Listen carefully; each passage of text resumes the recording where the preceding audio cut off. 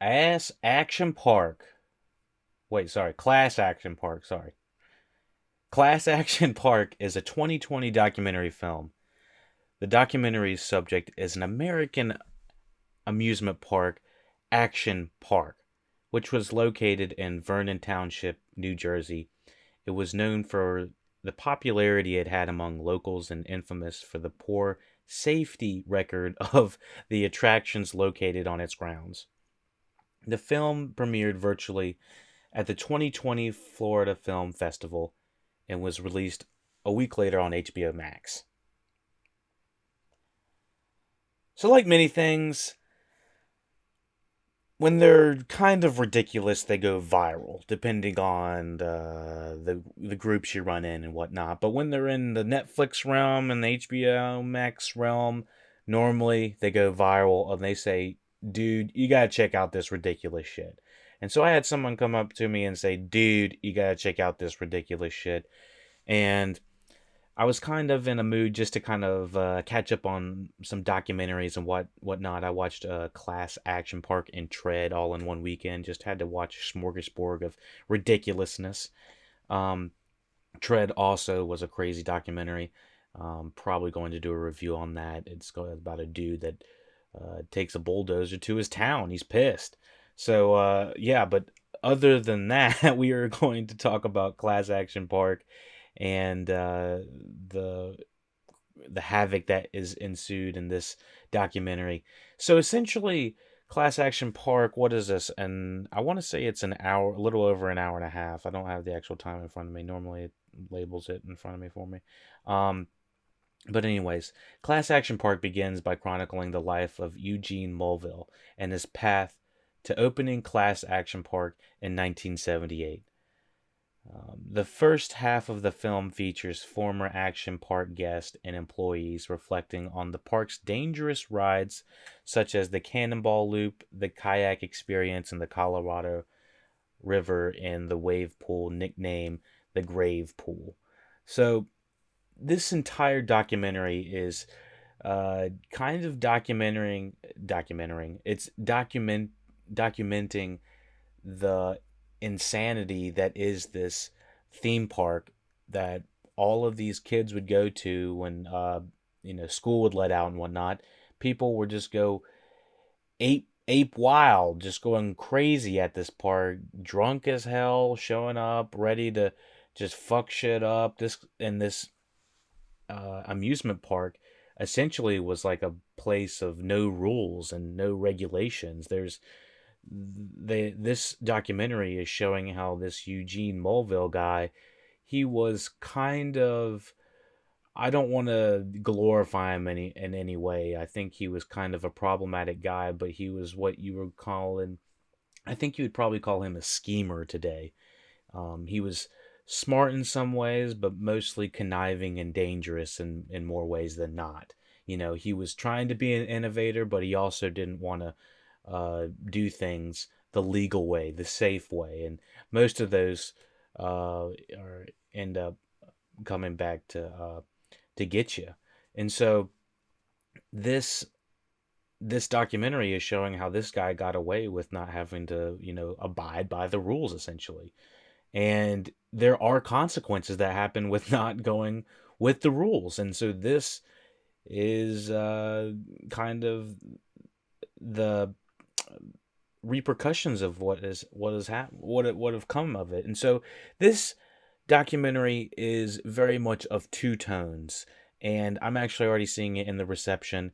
And some people are saying that the film has been praised by many critics for pointing out the dark side of the park, saying how dangerous it was, how people died, how people were hurt, how people were seriously injured for the rest of their lives. Um, about the dark side of the park and talking about the people that died in the park, as opposed to glorifying the nostalgia. I actually do feel like there is a lot of glorifying of this park from the people that went there. There is this like small twinkle in their eye of like, yeah, this shit was crazy, but it was fun, right? It was like there was this hint of freedom that they are trying to experience while being there. They don't have to abide by the rules. They can be drunk all day. There are no parents. It's just this crazy field day of a summer that just probably went on and on and on, but ultimately had some serious repercussions in it. And I feel like this movie kind of is grinding on the path of between ridiculous, hey y'all watch this, jackass type documentary, gorilla making style, versus um, people were seriously hurt. And so I had a double edged response to this, saying this was very interesting to watch, but also in the way that some of the portrayals of, the people that worked there, they were like, yeah, this shit was crazy, right? It's like, yeah, this shit was crazy. How was this legal at all? And so, I mean, you find all of this out essentially. Um, I'll kind of hop into spoilers just real quick because there's not much to spoil here other than the fact that, yes, um, yeah, they they did the unthinkable. Essentially, this is spoilers now. The park had been closed down for so long, and this documentary is starting up, and you're like, all right, the park's closed, and then they go through the whole experience of, look at this nostalgia, and then look at the problem in the park, and then look at the repercussions of the park, and then look at how that affected the families and how people's lives were ruined after that. All because this Eugene Mulville guy. There's the film kind of focuses a little bit later on the dangers of the action park by telling the story of George Larson Jr., the first patron to die at the park. And so there are there are split scenes edited in by, I believe it's Larson's mother, who is the first person to, in this long like montage of people saying how innovative Eugene was. Miss Larson was the first one to say he was a fucking asshole or something like that. I'm pretty sure her name was Miss Larson. If it's not Miss Larson, I'll let somebody in the comment section correct me on that. I don't have time to go through it. Esther Larson, I think. Actually, yes, I think it is. That is her. But she was the one that was very prominent in the montage of what was happening. Everyone was saying how interesting, how unique, how crazy, the innovative this Eugene guy was. And then eventually it went to, he's a fucking asshole and he's fucking, he's the worst thing to ever happen or something like that. Um, and you're like, holy Santa Claus. I mean, it literally knocks me over backwards in my chair when I was uh, watching this. I was like, at first I was like laughing. At first I was like, what the fuck, what kind of editing is this, just like showing this random um little lady talking about this guy being an asshole, and then you find out a little bit, later into the movie, that she was the mother of uh, George Larson Jr. and the story of that. And so I think what was the ultimate thing was, I think George hit his head on a rock or something like that, falling, coming off of a rock, doing some sort of loop, and I don't know, the class action lawsuit or whatever the hell that happened, ended up like saying that it was the Rock's fault or something like that. Like the Rock shouldn't have been there, and so it was not by default the class. Sorry, it was not Action Park's fault, and so they got to stay open. It was the most ridiculous, obscene ways of keeping the park open, saying that it's basically the patrons' fault that they fell out of the ride. Essentially, not that the ride's completely insanely wrong, but I mean the way they were saying people were flying and getting hurt and losing teeth at parts of the ride where they had to like open up a compartment and teeth were there, where they're testing with the employees of the loop-de-loops and shit like that. It's fucked up. I mean, people probably got like really fucked up, and Eugene was kind of an asshole from what it was implied. And so, with saying all that, he was just paying off these teenagers to could test out his, terrible rides. Um, but yeah, he was kind of an asshole, and Other than that, it was, what is it saying? It's disturbing and thrilling in equal measure. That's kind of about right. Because it feels like when you're watching this old school film that anything terrible could happen in the background.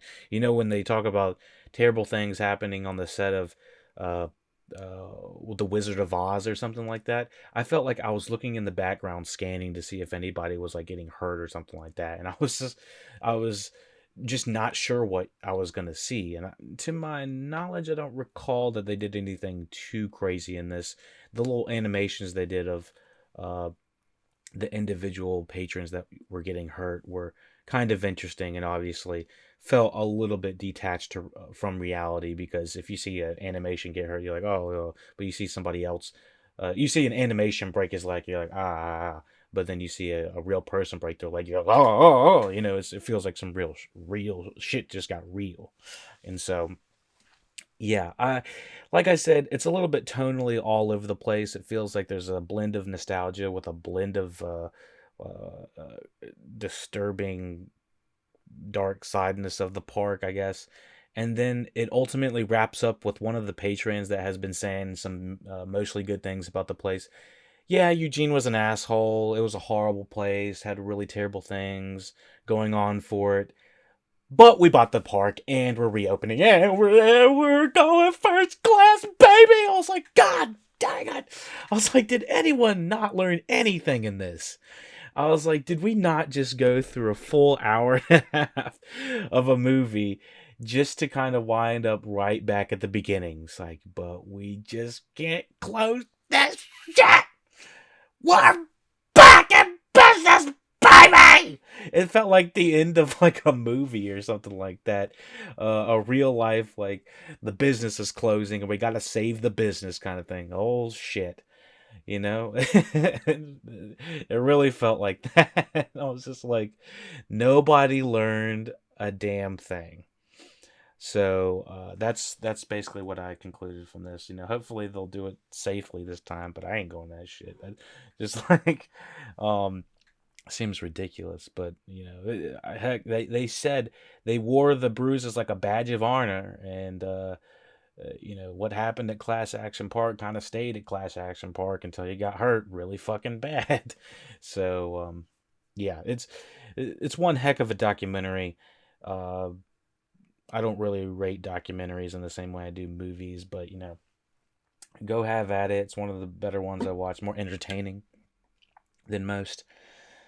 And definitely not as good as My Octopus Teacher. That's probably one of my favorite I've watched this year. I need to go back and look at my entire list. But yeah, definitely Class Action Park. Check it out. Also, if you like documentaries, be sure to check out Tread. That's on Netflix. That's about the guy that I said went crazy and was like, all right, I'm going to take a fucking bulldozer to my entire fucking town. And nobody's going to tell me nothing. So, thank you for listening, watching, Look It Up Podcast, Class Action Park. Sorry I wasn't a little bit more detailed in it. I didn't have my notes in front of me. That I don't think I took notes on Class Action Park, to be honest. I just was like, this is insane. Just like, just wing it. This shit is way too insane.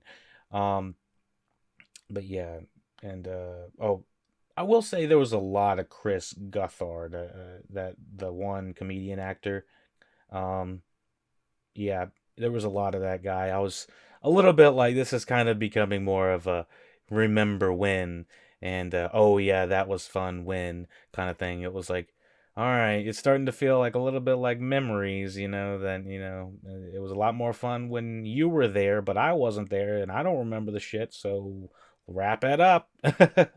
That's kind of what I felt like at some point. So I was like, yep, I'm sure it was great. It kind of felt like everyone's talking about a party you didn't get invited to at one point, and then something terrible happened at the party, kind of thing. I don't know. Just like, all right, it did overstay its welcome. Maybe 5-10 minutes is what I'd say. But other than that, still pretty interesting. Check out all the other Lucky Dog reviews. Check out all the other documentaries we checked out. If you want this early, get it on Patreon, YouTube, master it on SoundCloud, get it live on Twitch. You already know what it is, what it ain't. Take it ease, motherfuckers.